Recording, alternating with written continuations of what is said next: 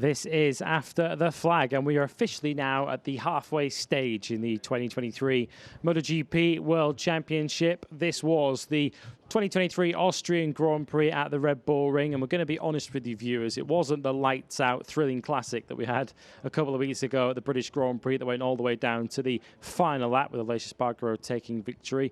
Pecco Bagnaia ultimately saw to that this afternoon, a dominant victory for the reigning world champion, taking it by over 5 seconds in the end from Brad Binder, who did his level best to hand KTM some home success, but in the end had to settle for second place. Louis Suddaby and Simon Crafar ready to bring you all of the key talking points from the Austrian Grand Prix. And ultimately on Sunday, Simon, you just got to acknowledge excellence when you see it. And there was very little that anyone could do about Pecco Bagnaia today. He did not put a wheel wrong.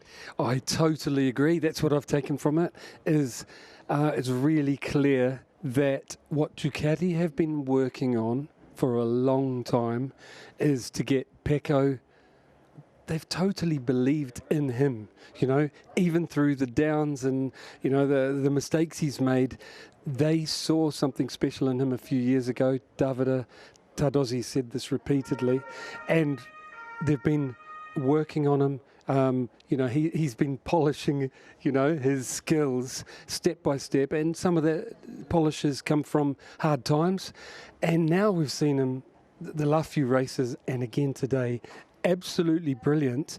And it's at the same time where the bike is brilliant, you know, so it's so difficult to beat that combination. That's how I see it. You're seeing equal to, if not the best man, because we'll never quite know, you know, people on different machines, equal to, if not the best man, riding consistently fantastic and on the best machine. And what a combination.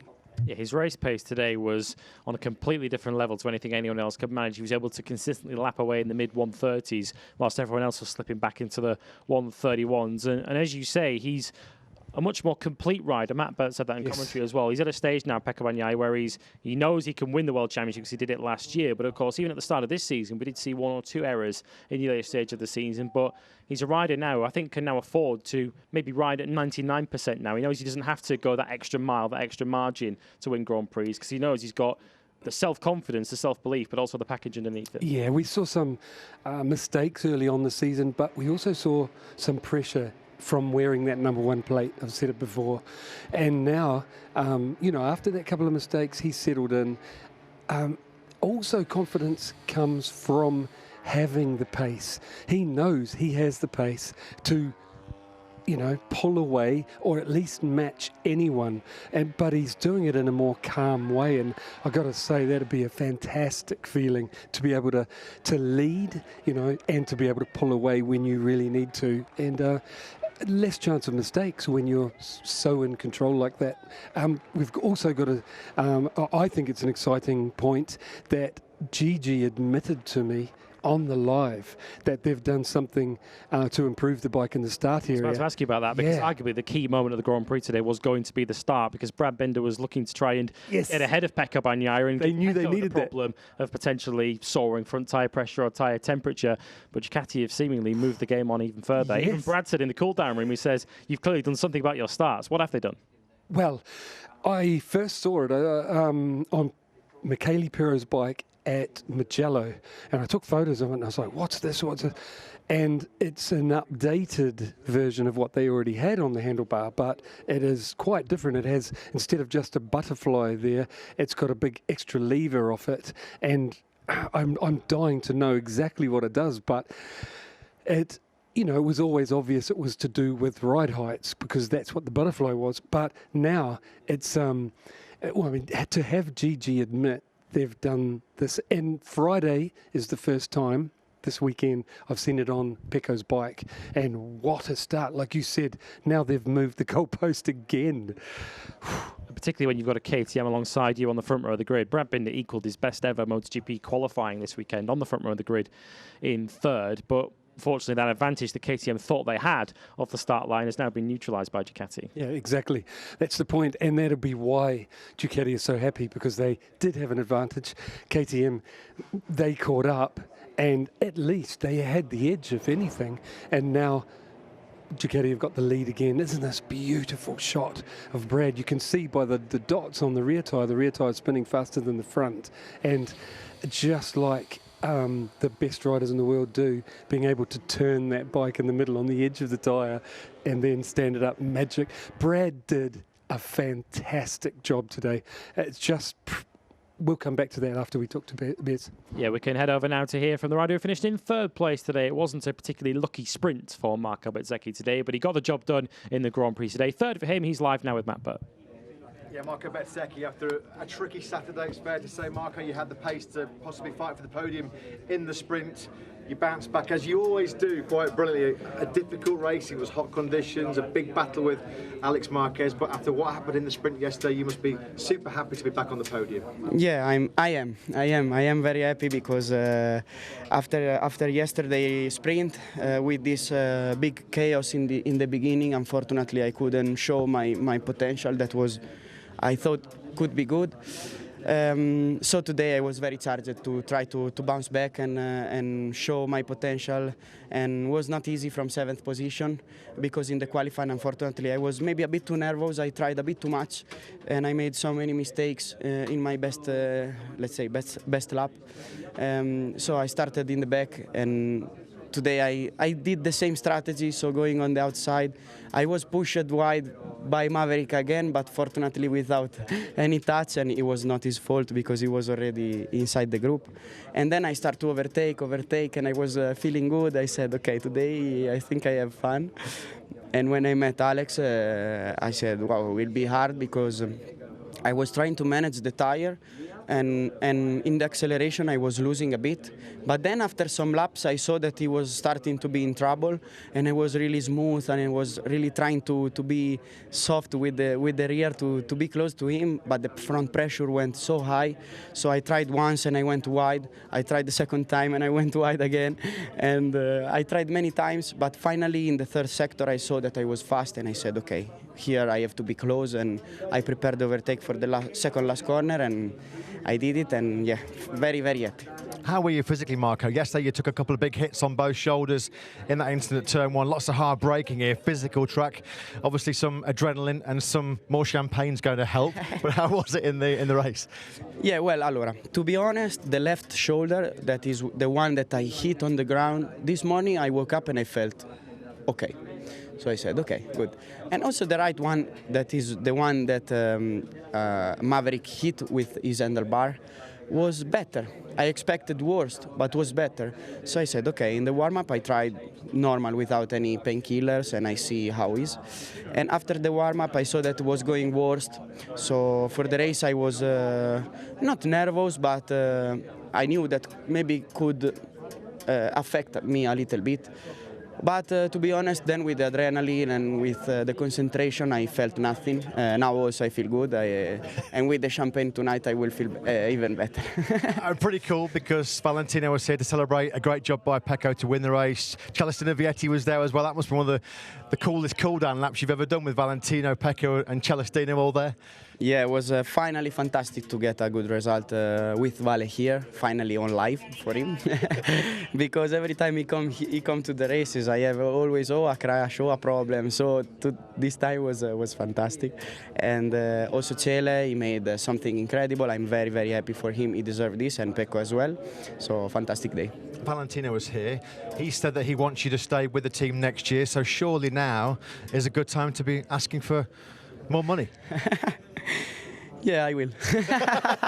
Yeah, certainly a better podium bonus. Marco, always great to see you on the podium. Well done today. Thank you. Ciao. He's in a pretty good bargaining position now, isn't he, Marco Bezzecchi? He's got a decision to make ahead of next season. We'll maybe come on to that in just a moment. But in terms of his performance today and his weekend as a whole, I guess if you're being negative, you'd say paid the price for qualifying on the third row once again, but he did go some way towards rectifying that today. Yes, he had the qualifying pace. We saw it on Friday, like lap record pace. Then he went out in qualifying. For whatever reason, it was track limits, he said, twice. So he made some mistakes and a yellow flag. So all of the efforts he made, he didn't capitalise, so his grid position was not good. But we knew he had the pace for the race. He just got taken out yesterday. Great to see him fight back, from the lowly grid position today to the podium. And great to see a strong home weekend for KTM as well, particularly for Brad Binder, front row of the grid, second in the sprint and second in the race. He's with Matt. Yeah, thanks, Lewis. Brad Binder, big home Grand Prix, of course, for Red Bull and for KTM. A new 2-year contract, the front row, second in the sprint, second today. Brad, a stack of positive to take from this weekend. I'm sure if we'd have said to you what was going to happen on Thursday, you'd have been pretty happy, wouldn't you? Definitely. I came here with the plan to win, of course. There would have been nothing nicer than to win in front of at the home Grand Prix for all of us, but 2 seconds and a front row, I'll take it any day. I felt good. My team, I can't tell you what a great job they did.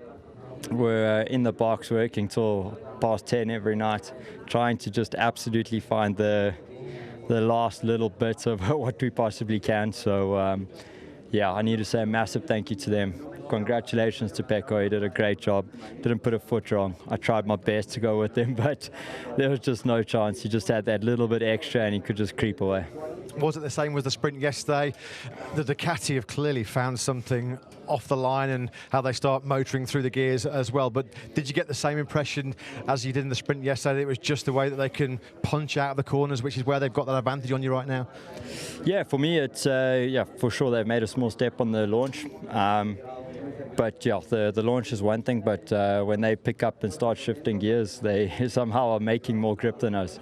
When we got the brand new tyre, I literally feel like they have nothing on us. But the second we just lose that tiny bit of grip, I start to spin when I'm shifting, and I just keep spinning. And I just keep losing those 1/10 or 2 in each of these hard accelerations.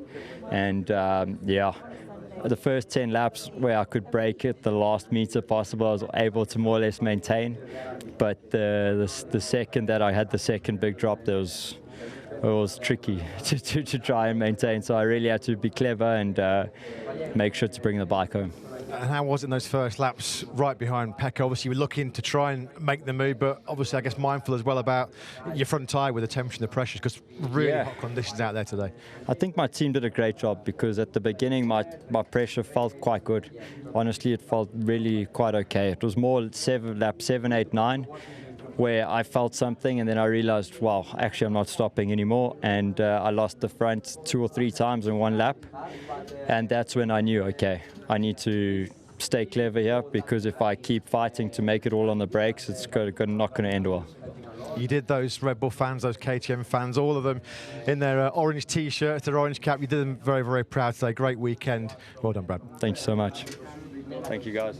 Yeah, strong weekend for Brad Binder, a pair of second place finishes, and we heard him alluding to the issue he was facing there in the second half of the Grand Prix. As the grip levels from his Michelin tyres went down, the gap between himself and Pecco Bagnaia just grew and grew and grew. Yes.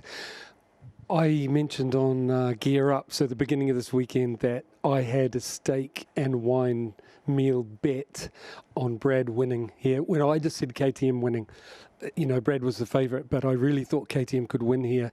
And I was wrong, because I thought the KTM had caught right up in this sort of circuit, and today proved that they still have a step to go, because Ducati had another level.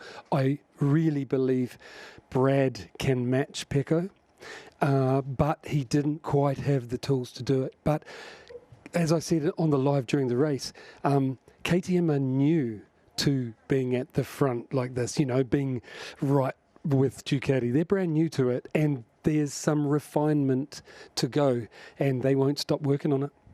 Well, Pecco Bagnaia is the rider they all have to catch, and this was arguably one of his finest victories, and he's had a few of those over the last couple of years. Pecco Bagnaia, your Austrian Grand Prix winner, he's with Matt.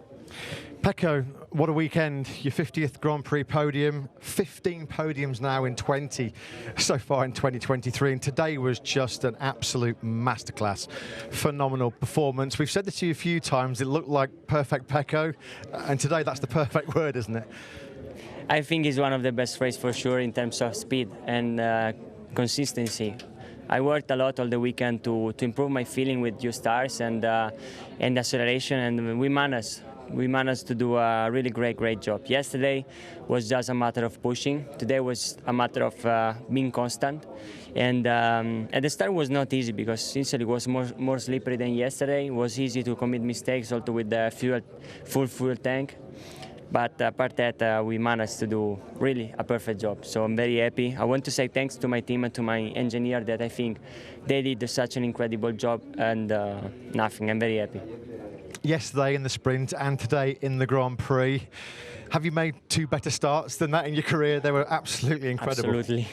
Absolutely. The two better starts. I was knowing how important was, and I was super fully focused on that because it was too important. Already like this, yesterday and today the front pressure was at the start, so it was too important to be in front alone. And how impressive was that burst you had from sort of lap 17 through to about lap 22? That's when you really made the big break. Was that in your mind, or could you sense that you still had some good grip and Brad was struggling behind you? I was struggling a lot with the front pressure, but more with the rear, with the spinning of the rear. But I was trying to don't lose the concentration because I was continue pushing, because I know how much is important to don't lose concentration here. That is so easy to commit mistakes. So I also take the warning because I was pushing, and when I saw the warning, that was like 3 laps to go. I just tried to be calm, to don't exaggerate anymore, and was everything perfect. And be honest, how big are the celebrations going to be later on? Because the boss is here, Valentino Rossi, Marco Bezzecchi on the podium as well, Celestino Vietti winning in Moto2. We could see how important that was for you, how emotional you were for Celestino. So it's been a pretty good weekend for the VR46 Academy, hasn't it? I want just to say that we are doing an incredible job at home. Our trainer and Valentino and all the guys working for us are incredible, so I'm very happy. Tonight I hope to have a dinner all together in our favorite restaurant in Pesaro, and let's see. I think it's going to be quite noisy in Pesaro tonight. Enjoy the celebrations, Pecco.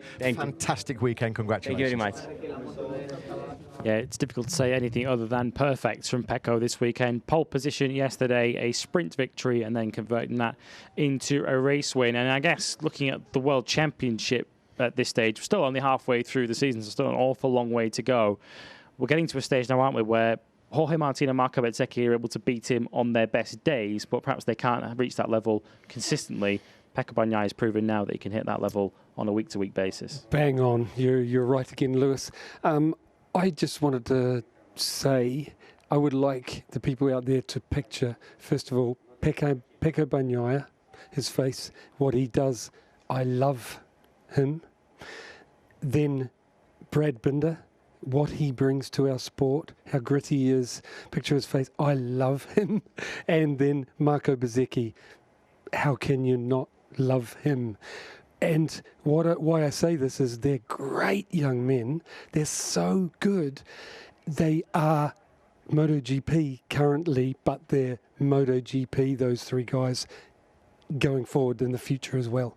Yeah, 3 great ambassadors for MotoGP and 3 elite riders at the moment in the sport as well. A couple of Ducati riders finishing just off the podium today. Alex Marquez was in that podium position for an awful long way today. It just seems as if he ran out of grip towards the end of the race. Luca Marini pipped him to 4th, but both will surely take positives from this Grand Prix weekend. Totally. I was really pleased for Alex Marquez seeing the pace, because he won the sprint. It didn't go well in the main race at Silverstone, but he would have come here hoping to continue that role that I believe he can do. I still believe he can win a dry race this year. He's learning. It's his first year on this bike. He's a very clever young rider and talented. 2 World Championships, like everyone reminds us, in the smaller classes. It was great to see him fight and ride like that. We're going to see more of him in the second half of this year, for sure. Let's touch also on the rider who finished in 6th today. We've already discussed how Ducati have clearly made a big step in terms of their starts to Grand Prix. Would it be fair to say that Maverick Vinales and Aprilia will be doing their homework to work out what they found? Look, like all of us, we think Maverick's fantastic, and he's such a kind-hearted, open person with us. But I'm I'm tired of it, you know, I really am. Like last night I listened to his debrief and he blamed Aprilia, you know, for his start. And yeah, there might be some problems there that Aprilia haven't quite ironed out, but he's the only one having starts like that, you know, consistently. And so I think he should take some responsibility for it as well, because he was fantastic this weekend. He really should have been on the podium this weekend. You know, he was awesome. Like the machine, the speed, his ability. And I think there's something missing, and I'm tired of saying it. You know, that's what I think, because he has to figure out that start, because he's letting himself and the team down. Yeah, and the pace certainly appeared to be there, didn't it? This was a circuit that Aprilia were fearful of coming here. It's not a circuit that suited the RSGP in the past. Clear throughout the weekend that Maverick Vinales did have the pace, although his teammate Aleix Espargaro did fail a little bit in the race. He finished in 9th, just behind Fabio Quartararo. We've sung the praises of KTM through the course of this show, but it was a day of contrast for them, wasn't it? Brad Binder in 2nd place, but Jack Miller, who was running in 3rd for the first quarter of the Grand Prix, faded to 15th. Why? Yeah, well, clearly there was a point where KTM struggled for grip. Jack does that quite often, you know, gets a few laps in and grip, you know, drops off and he streaks backwards. I think he really was affected by that this weekend, because in warm-up he was trying what I saw on Brad's bike, like they were clearly like, it's not working, you know, so let's have a last-ditch effort Sunday morning to try and find something. And it obviously didn't help enough, you know. I think all of the KTMs had that drop, just Brad had something extra to figure out, you know, to minimalise it. So, yeah, when they fix it, yeah, Brad's going to be dangerous. But, I mean, Pole had a great weekend. He really did, you know. Augusta even beat Jack, which, look, Jack obviously, it fell off a cliff and he couldn't do anything. And let's hope he can sort it out. It did appear through the weekend, particularly on Friday morning, as if Jack was having a tough weekend. Perhaps the lofty grid position that he claimed in Q2 perhaps put him in a slightly false position based on the pace that he'd had through the weekend. Well, he had the 1 lap pace, you know, when the tyres were there. Like Brad said in his interview, when the grip was there, they could match the Ducatis. The problem was the grip went, and Jack suffered hugely from that. Jorge Martin in the end did recover from that long lap penalty and 12th on the grid to finish in 7th place, which in isolation is a pretty good recovery for Jorge Martin based on what he was earlier on, but his weekend clearly lost yesterday. Yes, he will be very disappointed with yesterday. Well, when I say yesterday, the qualifying is when it started. Yeah. He somehow got rattled and did what Marco Bezzecchi did, but even worse, you know, getting caught out with track limits. His qualifying best laps were all dropped and he was nowhere on the grid because of that. Then had to take risks, you know, in the first turn. It, you know, paid off for him, but he got a penalty for it and then had to pay that in the main race today with the long lap penalty. Otherwise, really, Jorge was going to threaten that podium, you know, again today if he hadn't. And it all started from mistakes in qualifying. Worth a line as well on Fabio Quartararo and Yamaha. A good result in the end for Fabio here this afternoon. He came through to 8th at the end. He got Aleix Espargaro just at the start of the final lap. I guess when you're in the position that he and Yamaha are in at the moment, from what was a real low at Silverstone, both on track and with Fabio's comments off it, they've got to try and take any positive where they can find it. So some crumbs of comfort for Fabio today, because 8th, based on where he was after a couple of laps, was a pretty good result. I think Fabio rode really well this weekend, really well, considering it's not a good track for Yamaha. He's a fantastic rider in the braking zone, and the circuit's a lot about that. I've got to say that until this weekend, until yesterday, I've been disappointed with how Fabio's been handling the media and handling the lack of results, you know, the position he's in. He's a winner, you know, and he's hating it. And he's been saying some negative things about Yamaha, and I don't like that because I see their relationship, you know, a rider-manufacturer. When you're a factory rider paid to be their ambassador, you shouldn't do that. It's like being in a marriage and talking bad about the other half. So it works both ways. A manufacturer shouldn't talk bad about the rider. kept indoors. And I saw a click yesterday with Fabio. His debrief was fantastic, and it feels to me that he's focusing now on the future, trying to win the championship next year, gathering info, and it's great to see that professional Fabio and gleam back is in his eye, not negative. And yeah, I think he's on the right path. Well, coming up next is Fabio Quartararo's arguably strongest circuit, certainly one of them, the Circuit de Barcelona Catalunya, scene of his last Grand Prix victory in the 2022 Catalan Grand Prix. That's in a couple of weeks' time. If you're watching us live, the press conference is coming up next, so make sure you stick around to hear from your podium finishes. If not, myself, Simon, and the rest of the team, we will see you in a couple of weeks' time for the Catalan Grand Prix. Start of a back-to-back doubleheader with Misano as a busy period of MotoGP picks up pace. We'll see you in a fortnight.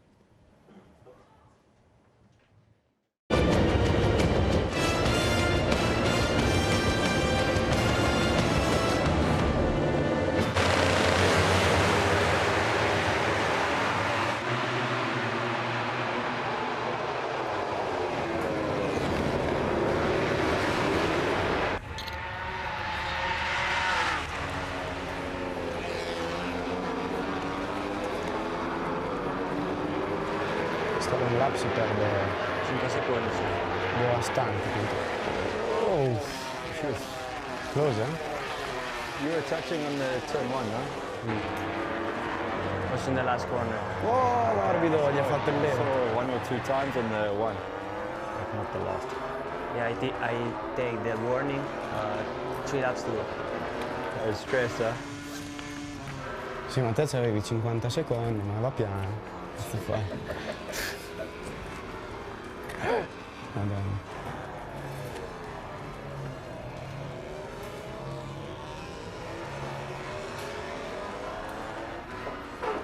Eccomi.